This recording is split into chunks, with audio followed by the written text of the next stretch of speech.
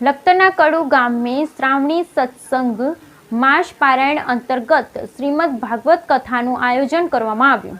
લખતર તાલુકાના કડુ ગામે શ્રાવણી સત્સંગ માસ પારાયણ શ્રીમદ ભાગવત જ્ઞાન યજ્ઞનું આયોજન કરવામાં આવ્યું, જે આયોજન વક્તા શ્રી કલ્પેશ કુમાર જી રાવલના વ્યાસાસને કરવામાં આવ્યું હતું, જે અંતર્ગત ગામના તમામ ભાઈઓ બહેનો યુવાનો કથા શ્રવણનો લાભ લઈ સૌ પોતાના જીવનમાં ધન્યતા અનુભવતા સૌ આત્મકલ્યાણ કરી નાની મોટી દાન દક્ષિણા ભાગવત ભગવાનને અર્પણ કરી સૌ પોતાના જીવનને ધર્મમય બનાવી આત્મકલ્યાણ કરી રહ્યા છે। જે સમસ્ત કડુ ગામ ઉપર ભાગવત ભગવાનની સંપૂર્ણ કૃપા છે। છેલ્લા 18 વર્ષથી ભાગવત ભગવાનની સમસ્ત કડુ ગામ ઉપર તેમજ આજુબાજુ ગામમાંથી આવતા દરેક જીવાત્માઓનું ભગવાન કલ્યાણ કરી રહ્યા છે। ત્યારે આજે આ કથામાં શ્રી કૃષ્ણ જન્મોત્સવનું ખૂબ સુંદર આયોજન કરવામાં આવ્યું હતું।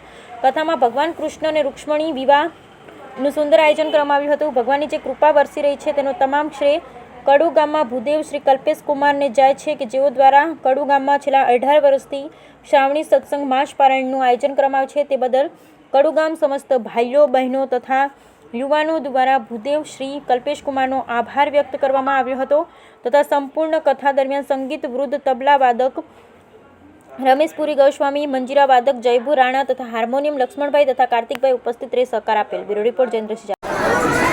કૃષ્ણ કનૈયા લાલ કી જય।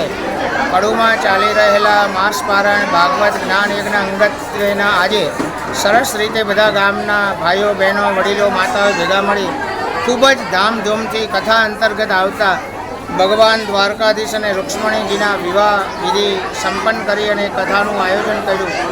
ખૂબ સરસ રીતે આનંદ અને ઉત્સાહની સાથે ભગવાન રૂક્ષ્મણી વિવાહનો પ્રસંગ અહીંયા સંપન્ન કરવામાં આવ્યો છે માસ પારાયણ અંતર્ગત। કૃષ્ણ કનૈયા લાલ કી જય।